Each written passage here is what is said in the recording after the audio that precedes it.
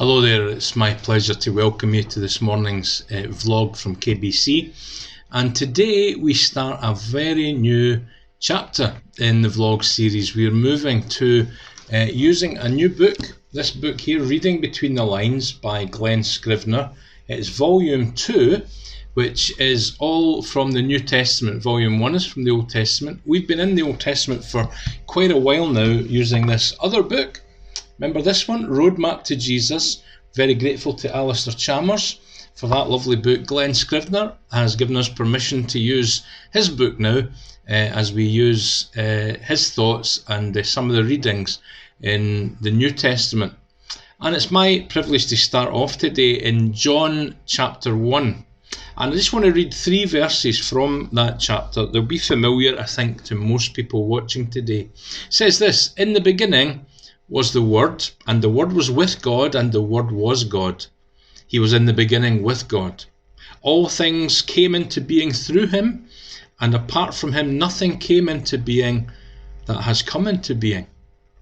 Jump down, and in verse 14 we read a very familiar, very important verse where it says, "And the Word became flesh and dwelt among us, and we saw his glory, glory as of the only begotten from the Father, full of grace and truth." I hope you get time to read the rest of John 1 later today. At the same time, these words are some of the most wonderful, but also the most shocking in all of the Bible. Why do I say that? Well, it's announcing that Jesus is God, and that was very shocking for the people who first were encountering that revelation. It's also a callback to the very beginning of the Old Testament. You remember the very first words in Genesis are "in the beginning." What's the first words in John 1? In the beginning. Genesis, when you think about it, explains the what, if not the how, of creation. Our minds actually couldn't contain the how, the detail. How did God bring things into being just by a spoken word? We cannot understand these things. But if Genesis explains the what, John explains the who. Do you know what I mean? Apart from him, nothing came into being that has come into being. Apart from who? Well, we're told there in John 1, the Word. Now, if you examine that word and examine it in its original language, logos, which means the Word, it's just another descriptor for Jesus. You'll know that at KBC in recent weeks we've been thinking about the names of Jesus, and this is just another one of those names.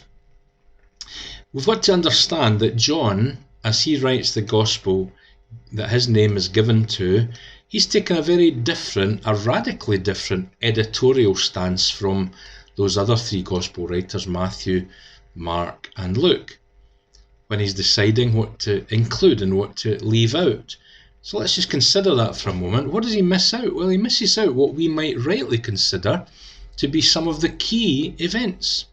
In John's Gospel, you won't find the story of the Nativity that we think about at Christmas. You won't find the story of Jesus' transfiguration. You won't find the Last Supper. John just simply doesn't cover them. But if he doesn't talk about the Nativity, John gets the message across differently as he describes Jesus as the Word made flesh, as we read in verse 14. If he doesn't mention the Transfiguration, he constantly refers to Jesus and his glory. If he doesn't mention the Last Supper, he talks about Jesus being the bread of life. John wants to show us Jesus and all his glory, and that's one of the recurring themes of the book. Look at verse 14, for example. We have seen his glory.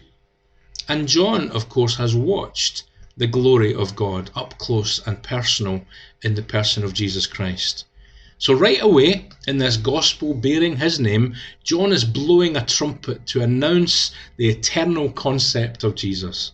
And this differs markedly from the nativity narrative, for example, of the Gospels like Matthew and Luke, where Matthew suggests that Jesus' public significance is marked with his birth.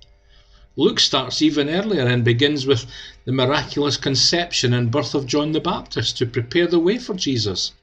Mark, who doesn't cover the Nativity either, nevertheless he begins with Jesus' baptism in the Gospel.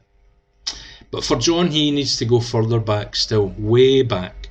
For John, it's not enough to simply describe Jesus' birth in human terms, since Christ has existed before time. In the original writing, John actually uses the word cosmos an astonishing 80 times, or almost 80 times, whilst it appears hardly at all in the other Gospels. Now, in the ancient world, cosmos spoke of order, spoke of harmony, and represented the opposite of chaos, and that's what John is doing. He's bringing order. John's aim is to make clear to us that Jesus' person, Jesus' ministry, can only be understood if we recognise where he came from and where he's going. So, over these last few months, we've travelled in the Old Testament on that roadmap to Jesus.